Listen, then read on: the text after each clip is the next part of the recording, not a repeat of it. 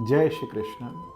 गीता का 5वां अध्याय और दूसरा श्लोक, जहाँ अर्जुन के प्रश्न के बाद भगवान बोले।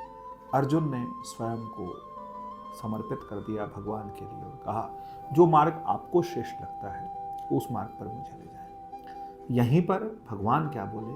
भगवान कहते हैं, श्री भगवान वाच संन्यास कर्म योगश्च निश्रेयस करा विभो। भगवान के कहने का मतलब यह है कि दोनों ही, चाहे कर्म संन्यास है चाहे कर्म योग है, दोनों ही मार्ग परम लक्ष्य की ओर ले जाते हैं। लेकिन भगवान कहते हैं कर्म योग जो है वो कर्म संन्यास से श्रेष्ठ है। अब इसी बात का थोड़ा सा विश्लेषण करते हैं कि भगवान कहना क्या चाहते हैं।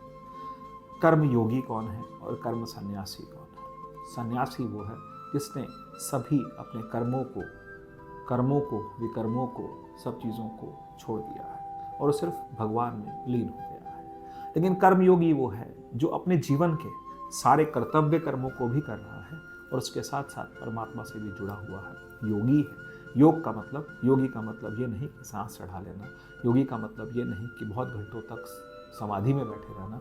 योगी का मतलब ये है कि समग्र होकर के जीवन के सारे कर्तव्य भी पूरे करने और संसार के सारे काम भी करने और उसके बाद परमात्मा में भी जुड़ जाना, ये कर्मयोगी है। और भगवान अर्जुन को यही समझा रहे हैं कि तू कर्मयोगी बन, कर्म सन्यासी नहीं। क्योंकि अर्जुन तो सन्यासी, अर्जुन ने कोई गलत बात नहीं बोली कि मैं युद्ध नहीं करना चाहता, लेकिन उस समय जहाँ पूरी की पूरी एक सेना उनके पीछे खड़ी थी, क्योंकि अर्जुन सबसे बड़े योद्धा थे और उनके पीछे इतनी बड़ी सेना खड़ी थी, और उस समय अर्जुन का ये कहना कि मैं युद्ध नहीं करूँगा, ये गलत होता।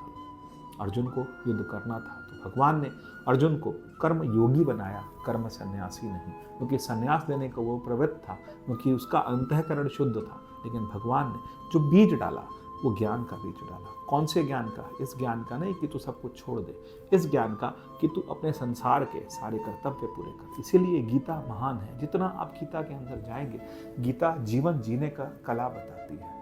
कोई ऐसा व्यक्ति नहीं जीवन में जो निराश ना हो, कोई ऐसा व्यक्ति नहीं कि हताश ना हो, कोई ऐसा व्यक्ति नहीं कि जिसको जीवन में विफलता का सामना ना करना पड़ा हो। लेकिन गीता एक ऐसा ग्रंथ है, एक ऐसा सद्ग्रंथ है जो कि जीवन में बताता है मनुष्य को कि आप कर्म योगी बनिए, कर्म सन्यासी नहीं। योग में रहिए, आपको जीवन का संघर्ष पूरा करते हुए परमात्मा की ओर अग्रसर होना है, उस लक्ष्य की प्राप्ति करना है।